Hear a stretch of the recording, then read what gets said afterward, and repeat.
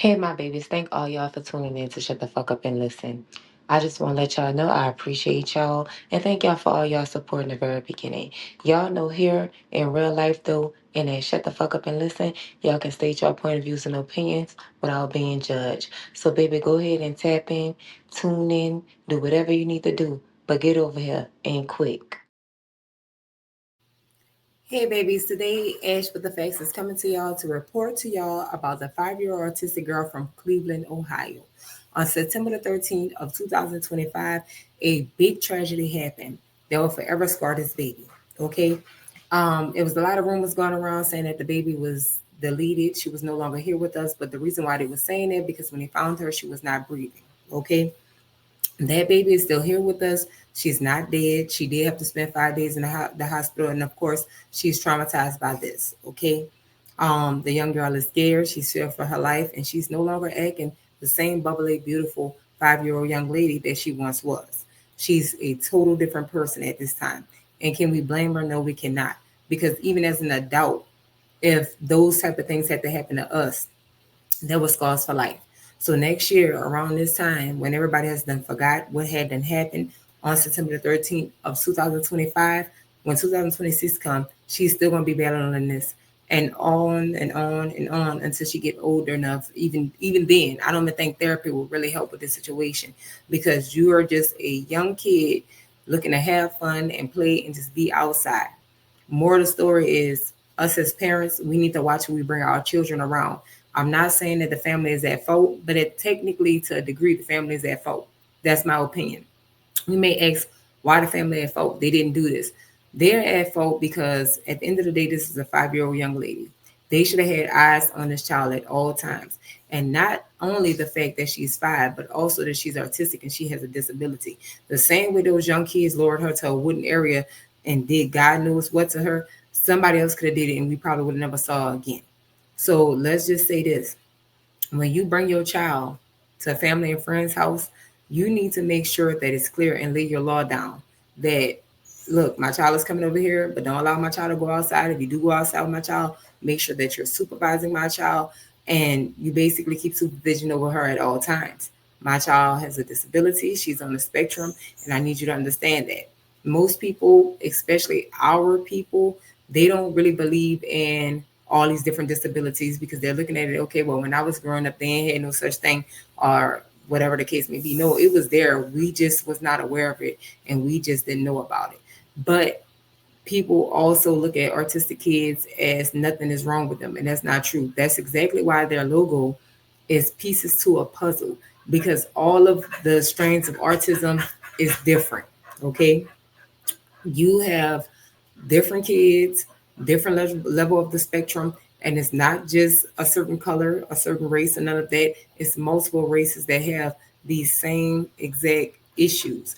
But at the same time, it needs to be known that when you're caring for someone else's child, you need to be responsible for that child. If you know that that's not something you want to deal with and you don't want to deal with that child or you don't want to watch that child, then you need to let that parent know that so they could go ahead and find different, basically a different alternative on what they're going to do with their child for that day. The mother had to go to the hospital because she had a procedure that was supposed to be getting done that day.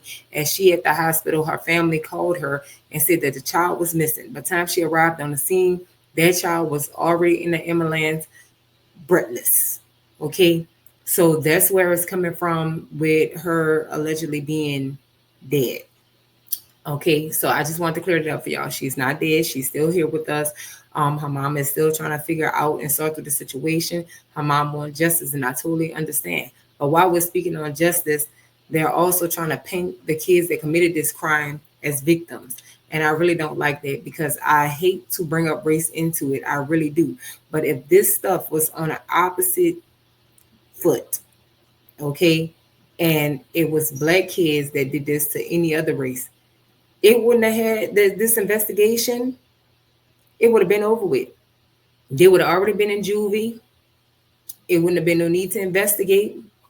They wouldn't have cared about it or none of that. And another thing, it took for multiple people like multiple, to constantly keep writing out to the news station to get them to even cover this story. And I don't like that either, because as I just said, if it was someone black, they have made the news for something smaller than that, they would be on the news ASAP.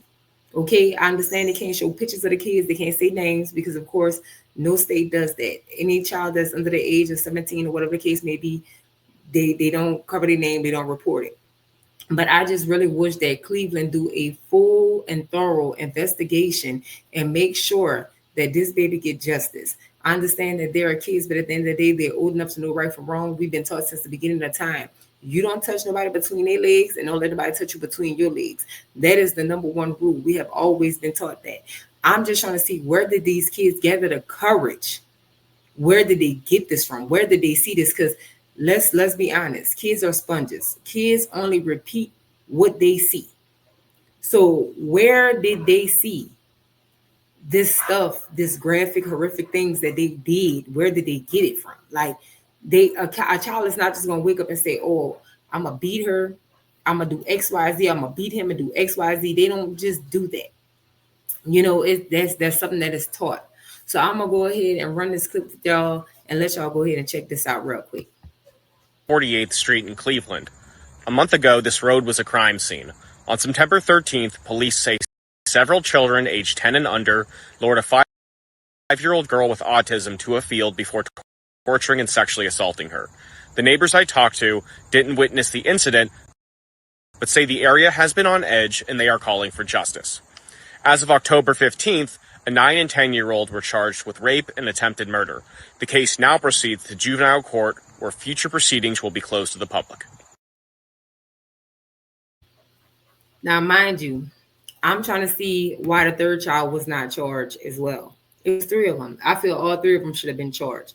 I totally understand that they're kids too, but sometimes you have to teach a child. You have to teach them that things you do have consequences to it. So, with that being said, we're going to elaborate on this a little bit. They scalp the child, basically, pull all her hair follicles out of her head. Okay? From here all the way back is bald. Not only did they do that, they stuck sticks between her legs and her vagina. Not only did they do that, they beat her. She had blood all in her eyes, everything. They, like, dude, I'm still trying to sit up here and wrap my mind around what could possibly make you do this, and what did this 5-year-old child could have possibly did to y'all that will make y'all overgrown selves do this to her. Back in my time, we would all play at the playground and stuff, but it was by age group. The 5 and 6-year-olds used to play together. The 8, 9, and 10, they used to play together. The 12, 13, 14 used to play together. And not only that, the guy literally said that everybody there is on edge and they want justice.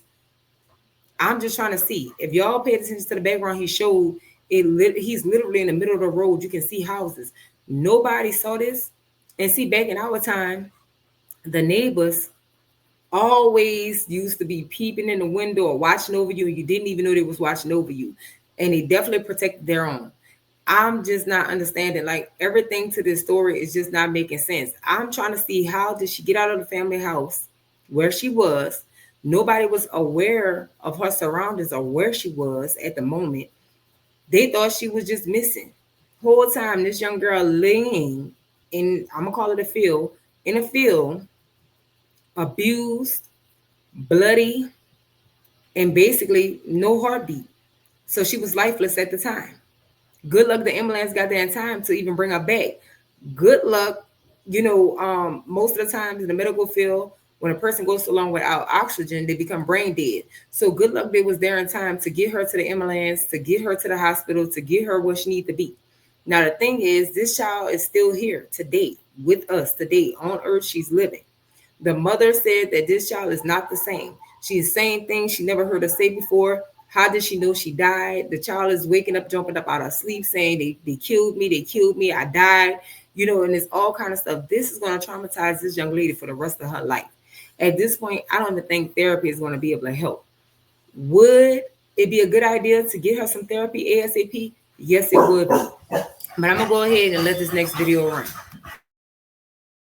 Wanting justice. She says her 5-year-old daughter was beaten, abused, and traumatized. I'm Katie Houston. And I'm Damon Maloney. We first learned about this after receiving multiple phone calls and emails about a Facebook post detailing the violent attack. News 5's Nadine Abusada sat down with that mother who wants everyone, Nadine, to know what happened to her daughter.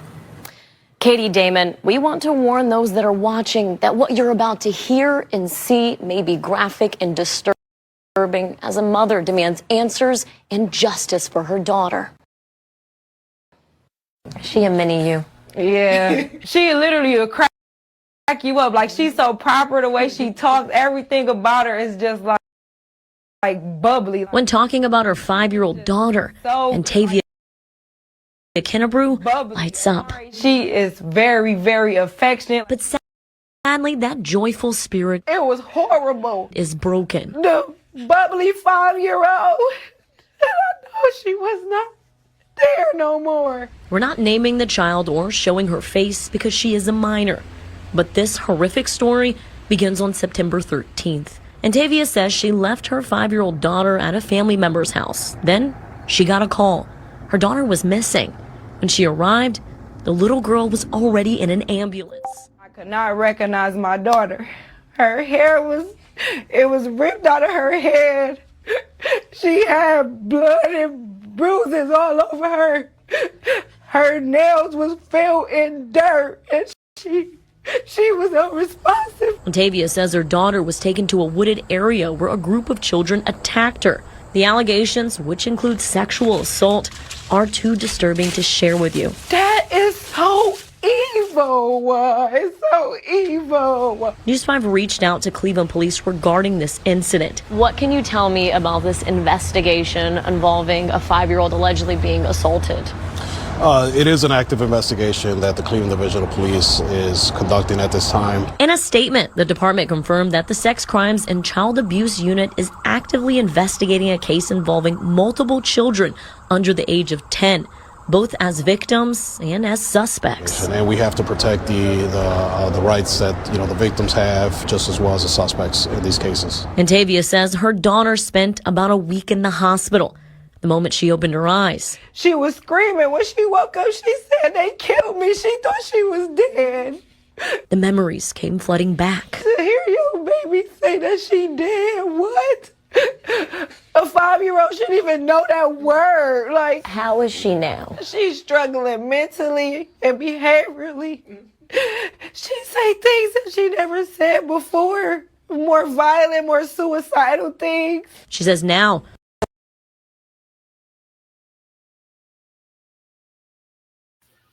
Well, as you can see, you just heard from the mother. So this is going to be a very long and hard road for them to cross. I mean, it's so crazy. Like, all I can do is just sit here and wonder, if it was me or if it was my family, what would I want to do? And I'm not going to say what I would want to do, but somebody would definitely have to pay for what they did. I mean, this just is ridiculous. Like, and I'm really hoping, like I told y'all in the beginning, that Cleveland do not drop the ball with this investigation, and they make sure that they get all the time they deserve. And I understand they're just kids, but they need to do juvie life. That's what they need.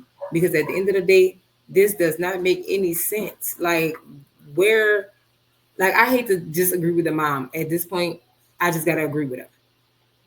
That's some evil stuff to do. What would make you even think to do something like that? I need a psychological eval on those kids that was involved. That's what I need them to bring to the forefront, because at this point, they had to been showing this type of behavior. What if they had siblings that was that age? Did they do this to their siblings that was that age, that was 5 years old or 4 years old, 3 years old? What is going on exactly in those kids' home that would make them do such a thing to this young lady? I just need to understand. Like, this is so ridiculous. And it's like, every time I hear about it, it gives me chills and it makes me very angry. And I know if the shoe was on the other foot, like I told y'all as well in the beginning, this would be something totally different. Okay. I'm not understanding why they had to fight to get this story on the news. I'm not understanding any of that. I'm just happy that the neighbors are willing and wanting justice just as well as the mother. You know what I'm saying? Like, that is a bad thing when you have that type of stuff going on in your neighborhood, and you may have young kids or you may have nieces and nephews that come to visit. You can't even allow your children to go outside. First, we had to watch out for the grown adults that was sick in the head, that was out here doing weird things to kids and abducting kids and all that like that. So now, on top of having to worry about the weird adults that's out here abducting kids, we got to worry about their very own kids that's in the neighborhood as well. Like, you cannot trust nobody. That only goes to show you that the world today is so different. Like, and it's like we can sit down and we could talk about it all day, but we have to really start implementing things. And I understand it's going to take time, and I understand we cannot change the world. But with all the stuff that's going on today, we really need to preach to our kids, even if they do have a disability. We need to start practicing safety measures the same way that they practice fire drills and tornado drills and all of this at school. Y'all need to start having safety plans with y'all kids to let them know how to get out of different situations when it comes down to it, or to basically, when things like this is happening, they will understand that, no, this is not right. And you trying to take me over here, I'm supposed to be over here. You know, just basically small things like that. We have to work with our kids and stuff, because kids are naturally friendly by nature. Okay. That's why stranger danger is a thing. Y'all remember that back when we was growing up? No stranger dangerous type stuff like that. Yell it and take off running to get it. I don't care if you got to put a whistle around your child's neck and teach your child, if somebody trying to do this, something, doing this, something, start blowing that whistle, cause a scene, something. But we have to really start coming up with safety issues. I'm gonna say not safety issues, safety measurements for our kids, to protect our kids, because at this point, it's like, if we not there to protect them, nobody is. And that's where it comes from when it says nobody's going to take care of you like your parents take care of you. This is a prime example of it. You went to the hospital, you left your child with family who you thought you can trust, right? And the same family you thought you can trust did not do what they were supposed to be doing. I'm just trying to see, where was their antennas when this young lady was roaming and playing up and down the street by herself at 5? First of all, the way the world is today, no kid that age should be out here alone by themselves at all. They should not be out here alone by themselves. So just make sure, if you have children that's young like that, that, you know, really don't have a full understanding, you sit down and you talk to your kids. Because let's be clear, the same way it happened to her, it can happen to anybody. It can happen to anybody. And I know a lot of times people feel like, oh, that'll never happen to my kids because everybody know me, everybody know my child, everybody know this and that. No, still, you need to talk to your child and let your child know what's going on in this world. I know a lot of us feel like, oh, well, my child's too young to be exposed to that. The world is going to expose it to them anyway. And of course, when they do it, the world is not going to be gentle about it at all. The world don't care about nobody, not even the world itself. So we need to make sure that us, as an adult, is laying the law. If you know you dropping your child out by a friend, a family member, let them know what you do with your child at your house. And if they feel like they can't abide by that or follow that, you need to find another alternative to do whatever it is that you need to do, to make sure, if you got to go to work, you got to go to the hospital, you got surgery, whatever you got going on, that your child is going to be in safe hands. They got different things like this going on in the daycare. You can't trust the daycare nowadays. Like, it's just so much going on, man. Like, that's why we as the people, baby, we have to pray. We have to start using our voices for positive things. Every time we use our voice, most of the time, 9 times out of 10, not everybody, but for the most people, is always something negative. No, we need to start putting our differences to the side, start sticking together, and start helping our youth. It's just not her. You know, there's so much going on. You know what I'm saying? Like, there's things going on with a lot of parents killing their autistic kids, a lot of parents that's having mental disabilities and breakdowns, just killing kids in general. We need to stop this cycle before it gets out of hand. Okay, we already have enough people against us in the world. And no, I'm not making this about race, because I'm not racist at all. But we really have to figure out a solution to all of this stuff that's going on. Because that is just so ridiculous that this poor baby had to go through this tragedy. Like, and I'm sure all she could think about is she wanted her mama. She wanted her mama. As y'all heard, this young girl is now having suicidal eps. She's more angry now. She's saying things she's never said before. they have opened up a door that I don't think is going to be able to be closed. Like, this young lady is going to have a hate for other races. She's going to have a hate for certain people. And the older she get, that's the bigger the hate going to get. So, with that being said, this is the ending of the episode with Ash with the Facts. If you have any opinions about this video, anything that you would like to say, go ahead and drop it and leave it in the comments. Make sure that y'all cop that merch. Make sure you follow all of us on Instagram. Make sure that you like, share, and subscribe to In Real Life Though and Ash with the Facts on YouTube. Also, I'm going to say this and then I'm going. Make sure that if y'all having any issues, okay, at home with your kids, okay, because you can see these issues before they happen. Start talking to your kids. Start asking them questions, because the things that these kids did, I don't know where they got it from, how it was exposed to them. I don't know if they saw it on the internet. I don't know if they heard it from a family friend. But baby, start talking to your kids and watch who you bring around your kids, because your kids could also pick up those bad habits. But yeah, anyway, this is the ending with me.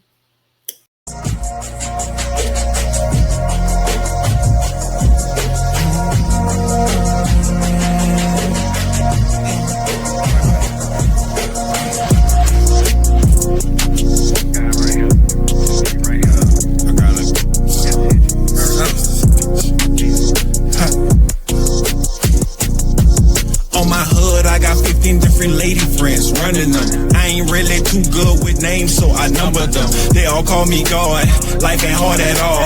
All of them get down, yeah, they do fraud and all. My mama hope wasn't born broke, I'ma die rich. With the go, send them in the store, tell them try this. I got a bag on my right wrist, I ain't buy this. Aside from pifflings and beans, I don't really buy shit, cause it's free for me, well, free for we. Teach you to be all that you could be for me. Teach you how to get limits increased for me. Memorize all my scriptures and preach for me with the privilege. Swipe privilege, swipe privilege. Stack the money, never spend it. If you want it, I could get it with the privilege. Swipe privilege, swipe privilege. Any bill I can hit it, making life worth living with the